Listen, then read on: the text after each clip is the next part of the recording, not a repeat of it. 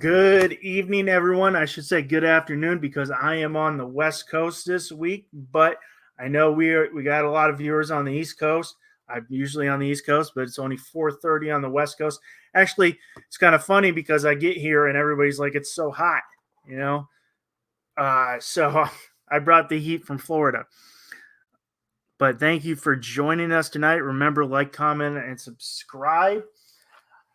We're gonna go off. I'm gonna today talk about the NL and NL potential playoff outlook.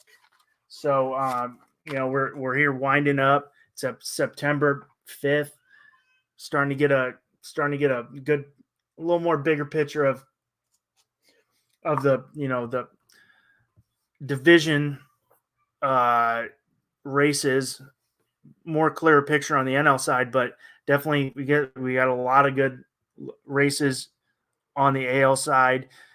Clearer picture in the Central, maybe the East and the West, but that wild card is heating up nice. So I want to kick it off, talk about some teams, talk about some stuff that maybe I'm concerned about.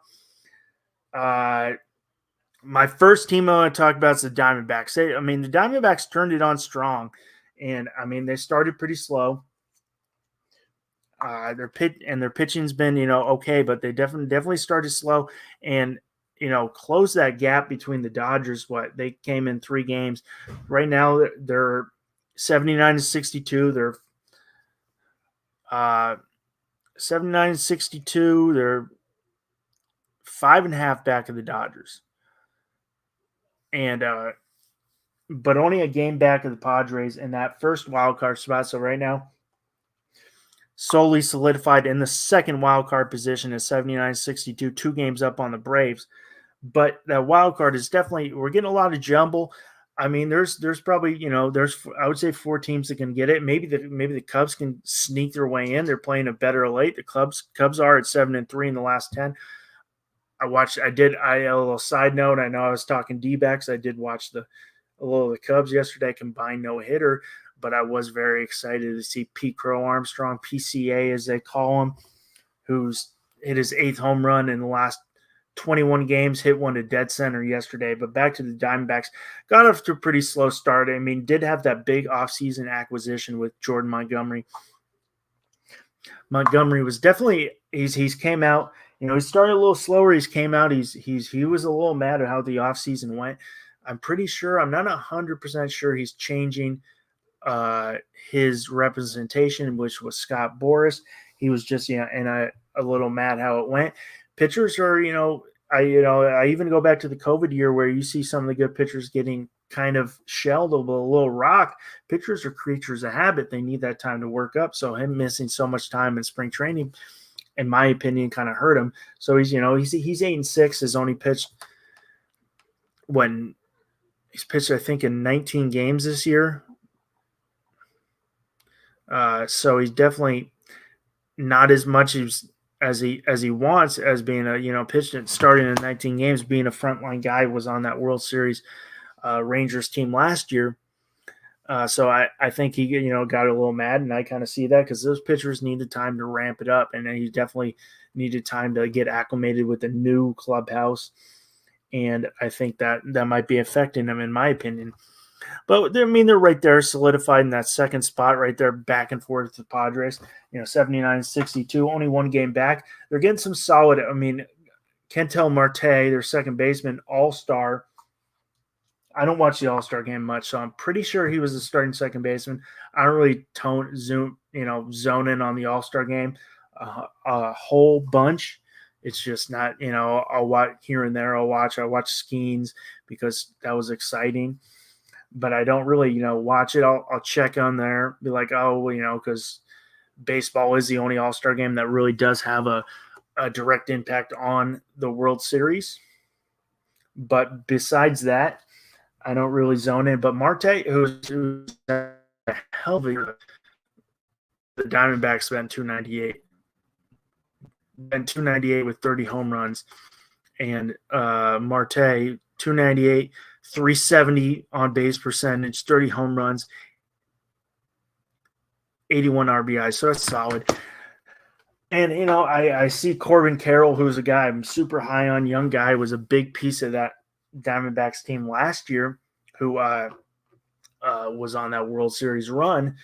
Started off pretty slow. He's picked it up a little bit. He's batting 232. He picked it up, 319 on base percentage, 26 stolen bases, 66 RBIs, 19 home runs. If he can pick it up, they're a dangerous team, that offense, because he if he gets on base, the guy's got some serious speed on the base pass. Also, a guy I did scout a little bit at the area code, saw him at the area code games. He was out of Washington, so he was playing for the area code, the area code team in the Northwest is the Kansas City Royals. Every region for the area code games has a professional team that sponsors them. The Northwest is the Royals, so they have a couple Royal scouts who coach, and then other scouts coach the Royal. That's the region that does them. So I did see him scout him. He was phenomenal in high school. It was fun to watch. But I mean, this kid, I think he picks it up. They could make some noise. The problem Luis Gurriel's down. He just got hurt.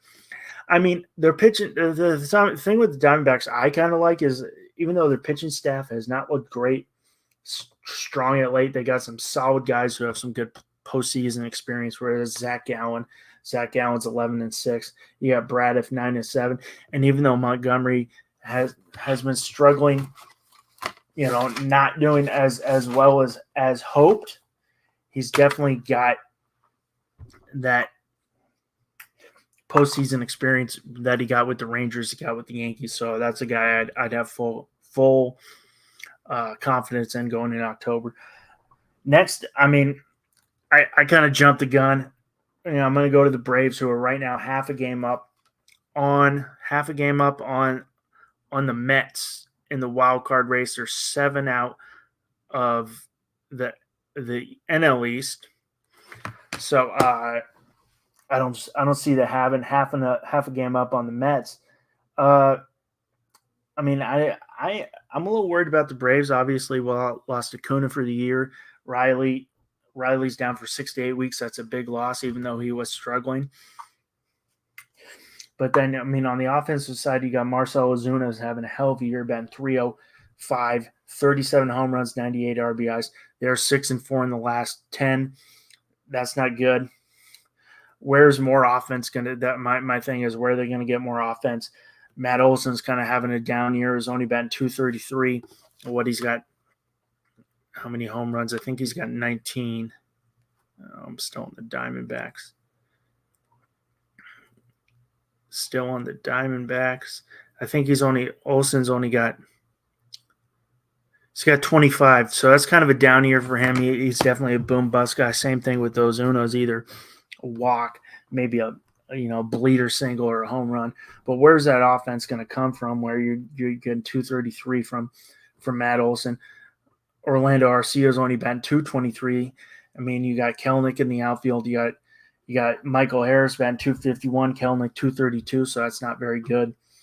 Albies, who's a guy who, I mean, that was a steal of a deal when they signed Albies to that deal a couple of years ago. But, I mean, where are you going to get more? Obviously, I mean, you got Adam Duvall there, who's having not a great year, but that guy's got serious playoff experience, was obviously on that Braves World Series team, was it 19? So I don't know where they're going to get rest of the offense. Or Riley, who was struggling, he's out 6 to 8 weeks, so maybe he's back in the time for October. Maybe he's not.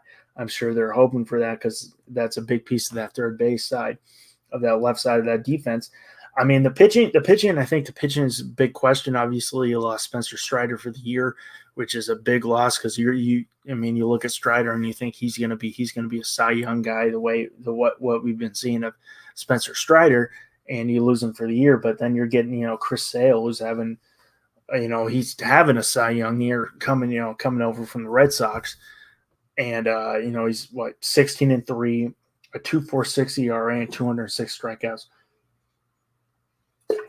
But my thing is, who's the guy after after Sale. Obviously, Sale frontline guy. That guy's going to give you his best. He can give you 7, 8, even 9 if he has to, solid innings. But who's the one after Chris Sale, where you got Charlie Morton, who's got solid playoff experience, but he is on the older side of the spectrum. When he's 38, 39 maybe. Definitely playoff experience with the Braves, with the Astros, with a little with the Tigers still in it.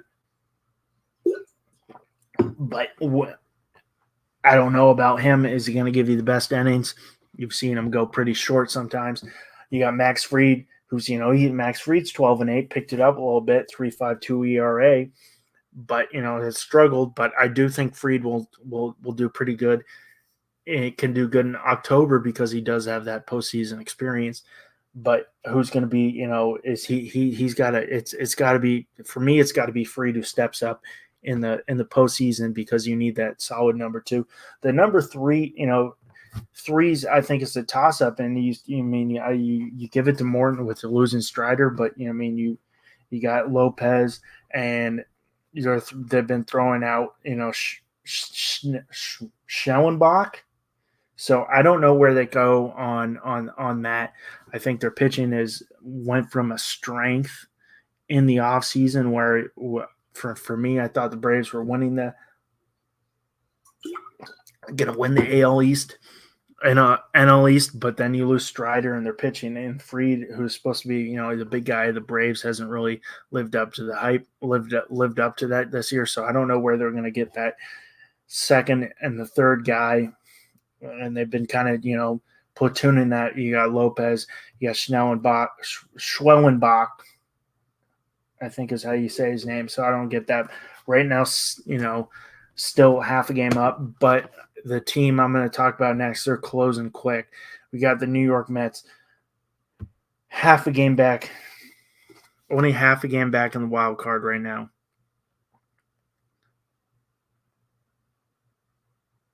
Only half a game back. They're 76 and 64, half a game back of the Braves, and this right now the hottest team in baseball. They're the last 10. They're 8-2 on a 7-game win streak. So the Mets are turning it on at the right time, right in September. And if the Mets find a way to squeak it in, we've seen recently wild card teams, find a way to get it done and make it to the Fall Classic. So getting hot. They're getting hot at the right time. We're here September 5th. They keep this up. They find a way to squeak it in and get a wild card spot. They're hot. Maybe we see a lot of that. We saw it last year. 2 wild card teams. You saw when the Nationals won it all. They won it as a wild card team. So I could see it good. They've been having a hell of an offensive year. Obviously, Francisco Lindor, he's having an MVP year. Does he get the MVP? Probably not, because we're seeing such a good year from Ohtani, who's just outside, his mind this year. But the guy's batting 274, 30 home runs, 84 RBIs, a 343 on base percentage. So and that's what you want when you had this acquisition that you traded for Lindor, that this guy's going to be the future of the Mets. You open up that new City Field out there in Queens. That's what you want. They're getting solid. Pete Alonso, who's he's only batting 240, but that's not when you're looking at Alonso, you're not thinking average. You're thinking of a guy. This guy's got serious home run potential.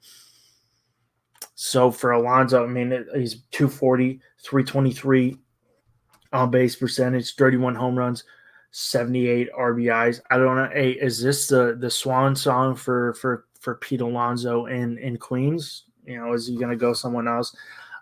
My big question for the Mets is their pitching staff. I think their pitching staff's a big question mark for the Mets. I don't know where they're getting it from in the started side. You got Sean Manaea, who's 11-5 at 3.35 ERA. I don't know if you can trust him. You got Luis Severino, who's 10-6 with 3.86 ERA. I don't know if you can trust him either. Guy who was with the Yankees for a long time, definitely injury history. Maybe that's not a solid one too. And you have the big pickup in Paul Blackburn from the A's, but he hasn't been pitching that great. He's 1-2. He's got a 5.18 ERA since he's been with the Mets. But can the Mets, can that offense? I think that offense can the pitching keep the team in the game? Because I think the offense is one of the better offenses in baseball. You got Lindor, you got McNeil, you got Brandon Nimmo. McNeil, one of the better hitters in the game right now. So I think can they keep him in? It'll be a big question, but the Mets definitely pushing late and making a late push, hopefully get that wild card spot, which is pretty big for the Mets.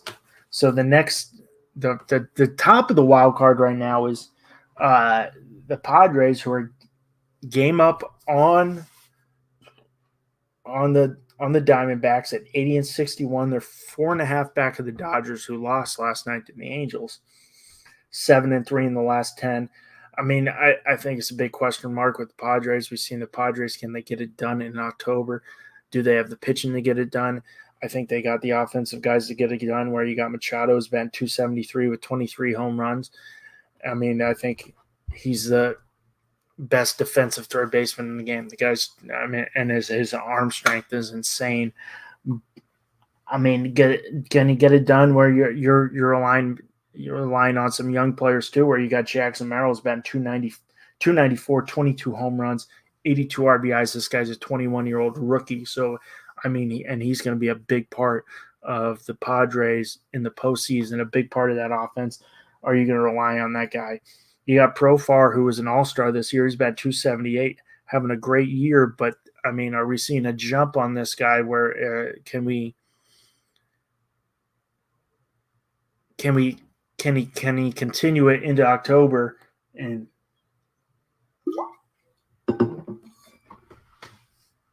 can he continue into October and get it done? I mean, I think they got solid where you got Ha-Seong Kim there, you got Cronsworth. I think they got a solid offense. Is Tatis going to come back? I think they're a big question mark for the Padres is their pitching. Where, I mean, you got a 1-2 with Dylan Cease, who's 12-10 and a 3.62 ERA, that big off-season acquisition with the White Sox. But that's not what you're hoping when you get them. You want them, winning, going out there, having a solid record. You don't want 10 losses for a guy you're trading for him to be that ace of the staff. I don't know if it gets it done. I mean, you also have another piece of, Michael King, who was part of that Juan Soto deal, who was getting his first full season taste of being a starter. He's 11-8, 317. I love Michael King. I wasn't happy being a Yankees fan. I wasn't happy the Yankees had to put him in that Padres deal, but I think that was a solid pickup for the Padres. But is he, it's his first full year of being a starter. He's been a spot starter. He's been a bullpen guy. So I don't know if the Padres, I'm just not confident in the Padres staff, where you got Darvish going down. You got Musgrove, who's been in and out. I don't know if they got the pitching to get it done, but I think they definitely have the offense. I'm going to move on to the Central. In the Central, the Brewers basically running away with the NL Central. At 81-59, but they're 6-4 in the last 10 on a 2-game losing streak. 81-59. I hope I said that correct. Definitely, they're 9 games up, so I'm pretty sure the Central is sewn up pretty well. But I mean, this is a team when they made that trade to get rid of Burns, I thought they were going to try to, hey, let's go into rebuild mode. This is one of my surprise teams of the MLB, especially in the biggest surprise in the NL. So, I mean, I think they got that sewn up, 6-4 in the last 10, but that 2-game losing streak, you're getting a hell of a year from rookie Jackson Torino in the outfield. It was bad, 279, 69 RBIs, 19 home runs. That's a hell of a stat line for a guy who's a rookie starting to turn it on. You do lose Christian Yelich for the year, which is, he decided to have surgery, which was a big loss for the Brewers, because he was having a solid year, and he definitely, that's a big loss. Decided to have that surgery and end his 24 campaign. I mean, you got William Contreras, William Contreras batting 278, 20 home runs, 80 RBIs. Obviously, he was the starter in the All-Star game. Was in Seattle. I mean, what you got? Willie Adames, 253. You got Bryce Terang, who's as a rookie getting his first full taste, batting 258. You got in the outfield. I think the outfield is pretty solid, young but solid. Garrett Mitchell has been 261 since being back from injury with 142 bats. You got Sam Frelick batting 263. So I think that outfield is pretty solid. Chirino, Mitchell, Frelick. One more guy, I can't remember his name off the top of my head, but I think that's a pretty solid. It'll be like, can they get it done? For me, the Brewers, they're a pretty scrappy team, and they're definitely small market Midwest team, scrappy, get it done. My big question for the Brewers is their pitching staff. Pitching staff is not scary. Where you got Freddie Peralta, 10-7, 3.75 ERA. Freddie Peralta is supposed to be that ace of the staff, but he hasn't really lived up to hype this year. The other, Connor Ray, who's definitely having a hell of a year, he's 12-4 with the 3.72 ERA. But can that pitching staff get it done in the postseason? As of now, they won't be. They'll be right there getting that NL Central, hosting in Milwaukee.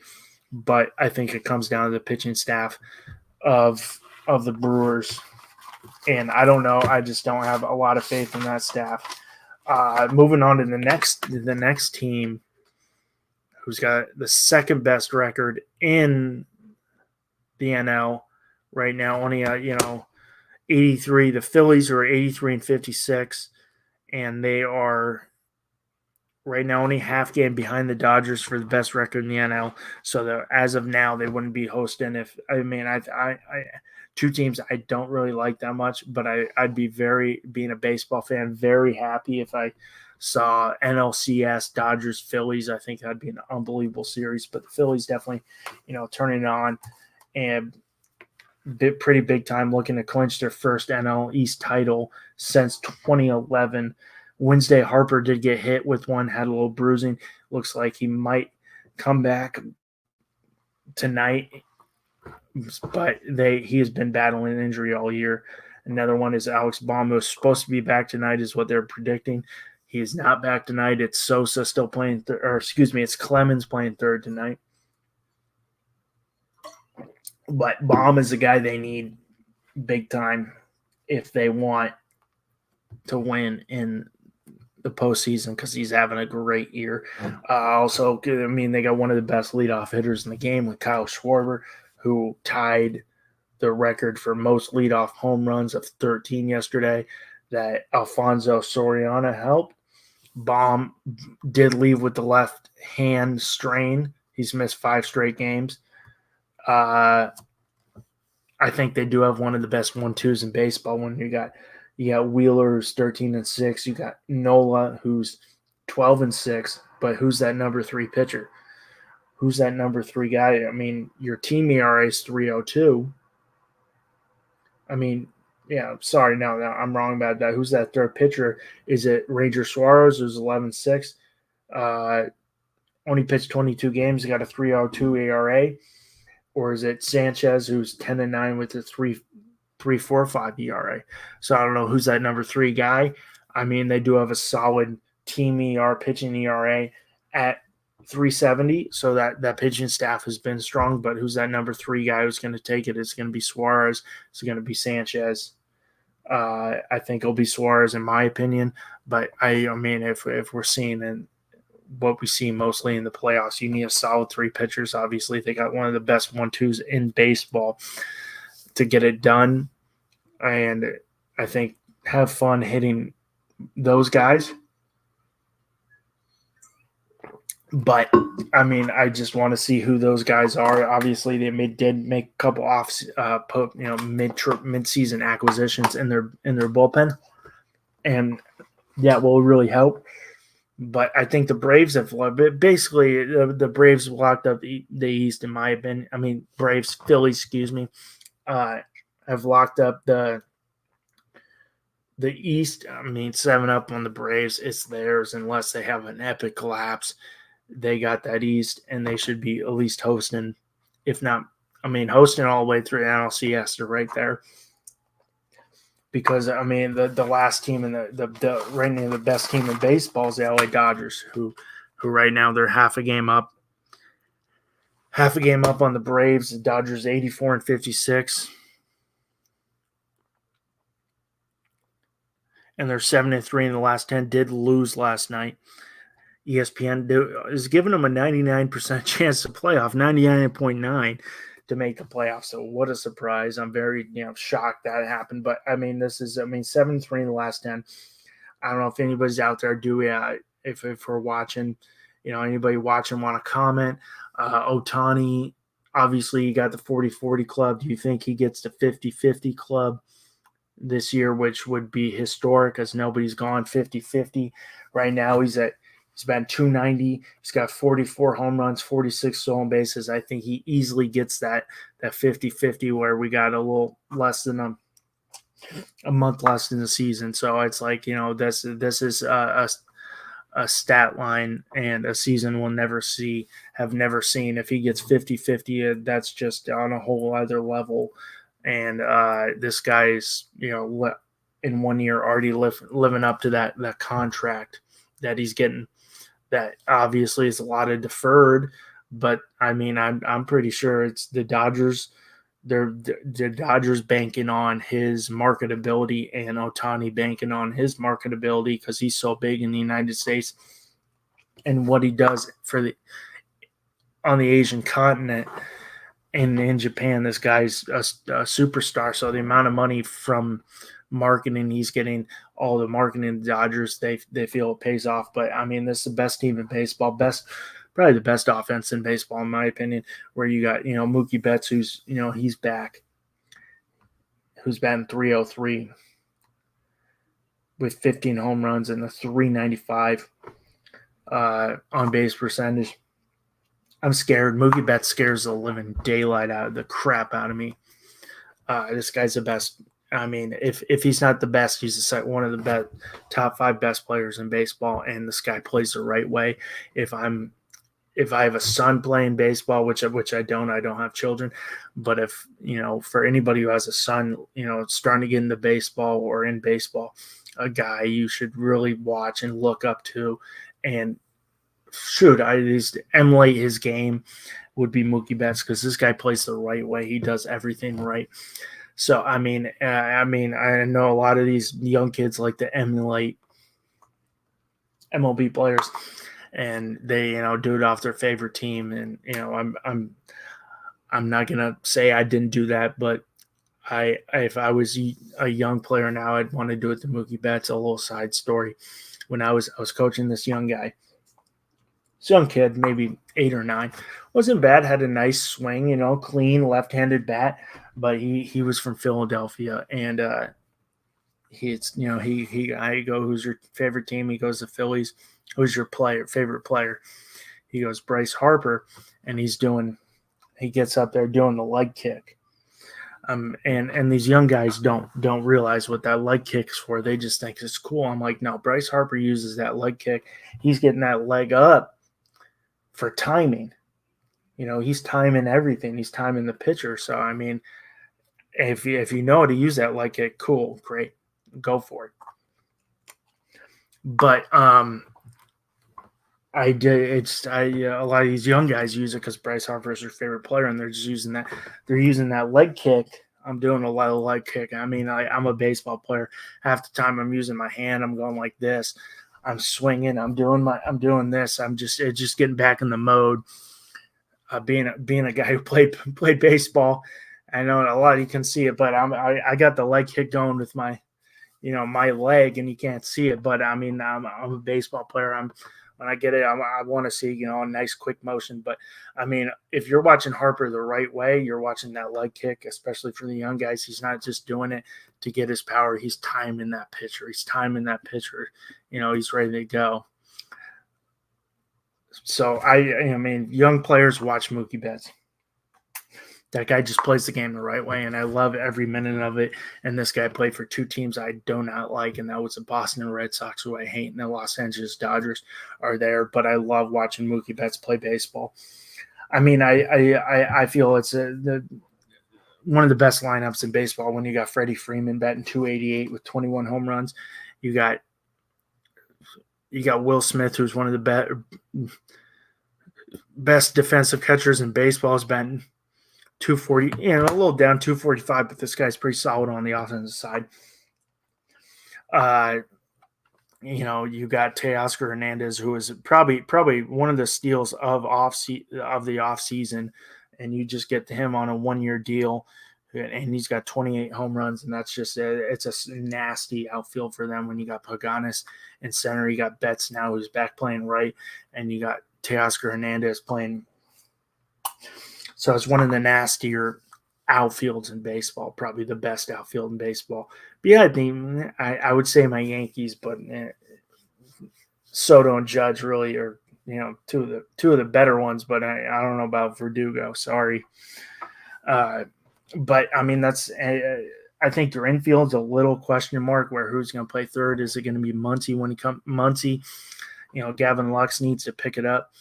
But they got a solid. But my big question is for the Dodgers, their pitching staff. Their pitching staff, they can't stay healthy. Obviously, Glasnow's been out for a long time, and they need him to come back.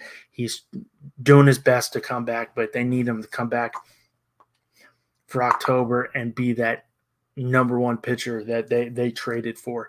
When healthy, I mean, the guy's been injured a lot. When he was healthy with the Rays, he definitely was one of the better pitchers in baseball, but he's been hurt a lot, and he's been hurt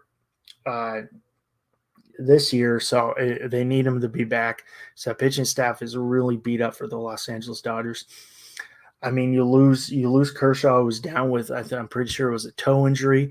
He went out, so he's down for a little bit. Yamamoto has been down, was on that 60-day DL, supposed to be coming back Tuesday against the Cubs. That's big because he was starting to ramp it up a little bit, starting to pitch better until before he got hurt. That's pretty big. But you're definitely, I mean, Glasnow's down. You'll let go of James Paxton, who's having a good year.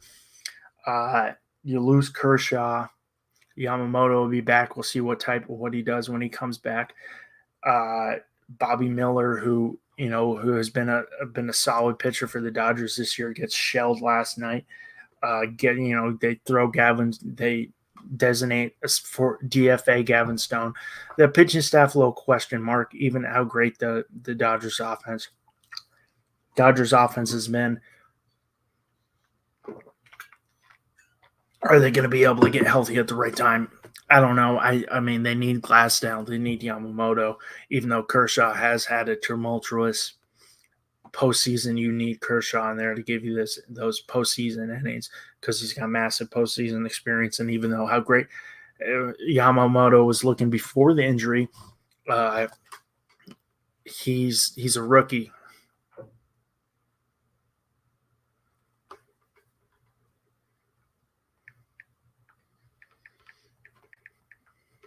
He's a rookie, so you don't know what he's going to do in October. But he's definitely, I think that's the way he was looking before he got injured. Before he got injured, definitely was looking up that he's starting to look comfortable in the States, and he doesn't.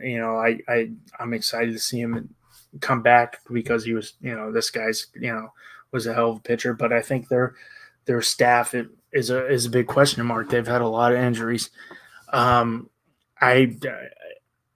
want to know. I mean, I've been on this train. I don't know if anybody wants to jump in and make a comment on this. If the Dodgers don't win the World Series this year, is Dave Roberts getting the bucket? Are we going for Dave Roberts? He's been around. He's been with his 10 years pretty long with the Dodgers. He's only won one World Series with the payroll they have. Is it win or done? I mean, I wouldn't be opposed to that. I think it's tough to put a team together like he did with those big signings and win a World Series in year one. I mean, I'm not a big Dave Roberts manager guy. I think he kind of plays with his analytics a little too much. but I don't know if you can him after 1 year with this is his first year with his full this full big payroll, bringing in Otani, bringing in Yamamoto, bringing in Glass now. Will they give him another year because they've been very injured? So, I mean, I see the Dodgers. Obviously, they're winning the West. I see them. I see the Dodgers. I you know I agree with them. I give them I Bobby. I agree with you too. 100%. I would. I mean, I'm not a huge Roberts guy, but I winning with a new roster like that, I'd give him one more year.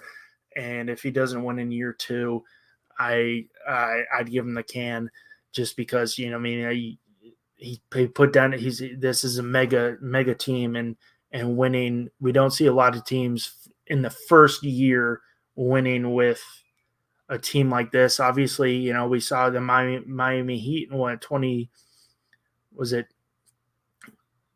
I can't even remember. It's been so long. When they put the big three together, they didn't win until 2011. So I mean, I think it's tough that to win in that first year, putting that big super team. Whew. Uh, I who do I see? I think it's really tough with Roberts, because I really think the front office loves Dave Roberts, a lot, because he's kind of a yes man. Uh, and I don't know where they would go.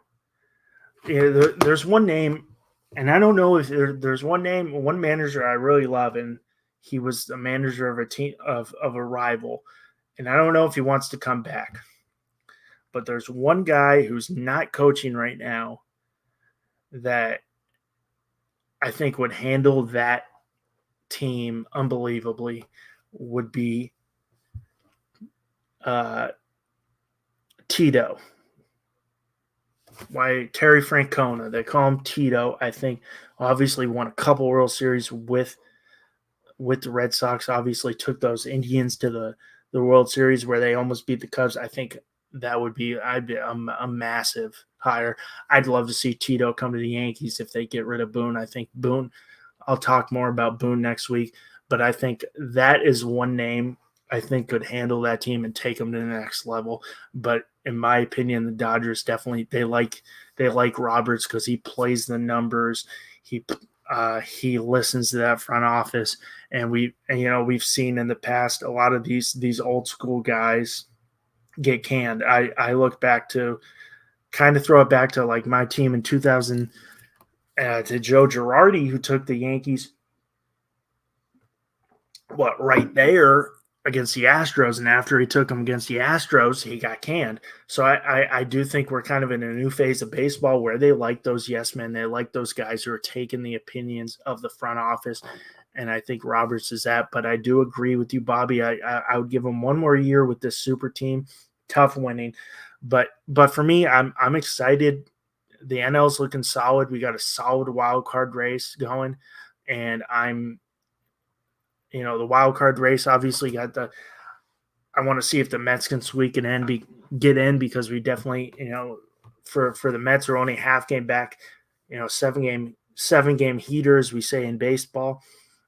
We see a lot of these teams. It's not baseball's a different ball game. It's not like all these other sports where the best team usually gets to the World Series, or like an NFL where it's like you got Pat Mahomes, you got the best offense in football. Who's beating that team? Baseball's 100 times different, where it's like, hey, you get hot at the right time, you got players clicking at the right time, you get in. The Braves, I mean, the Dodgers have been one of the best teams in baseball in the last 5-6 years, and they've won one World Series, and that was during a COVID year. And the Braves came in, got a World Series last year. Rangers, Diamondbacks, Nationals.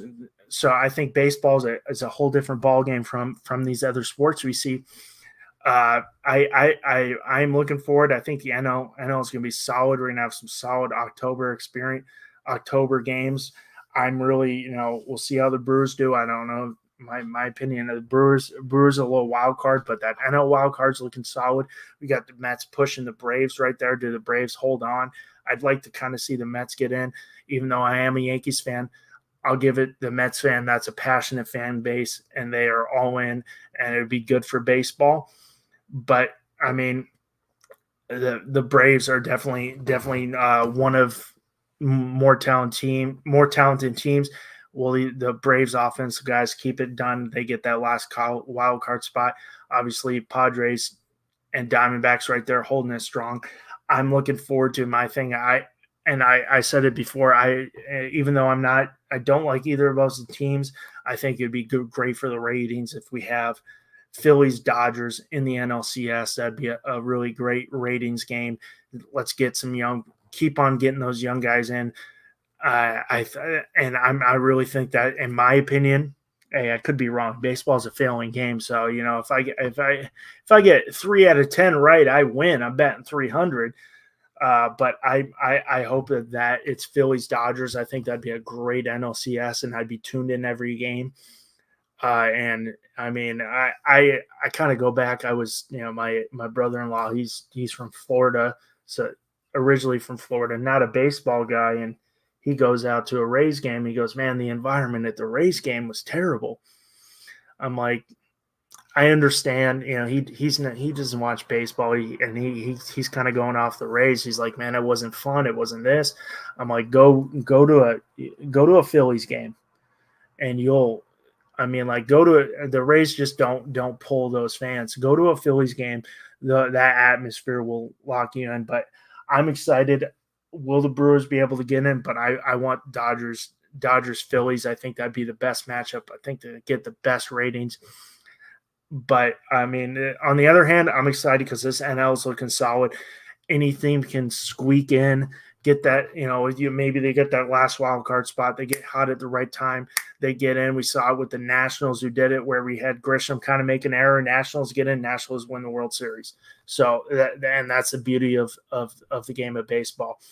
But I think the Phillies Dodgers would be the best series to watch, the best series for the game, because I think the ratings are up. 2 massive media markets, 2 big teams who have a big, massive following. I think that'd be best for the game. So we shall see. But we are winding down. Next week, we're gonna hit out the AL. We're gonna talk a little AL, but this week just focusing all on the NL. But we are winding down. We're here on September 5th. I can smell October baseball. I'm super excited. I love it. I think it's one of the best times of the year. One downside is when it gets to October baseball, I know some people don't have the same opinion as me. I miss Joe Buck like hell. I miss Joe Buck. When I hear Joe Buck on Fox, I hear the Fox baseball postseason song, I get jacked. I miss Joe Buck. I know a lot of people don't like him. They think he's a homer. I miss him big time. But I want to thank everybody who joined me tonight. I'm Russ Morgan. Remember, like, comment, and subscribe. This is On Deck here on FTSN. You guys have a great night.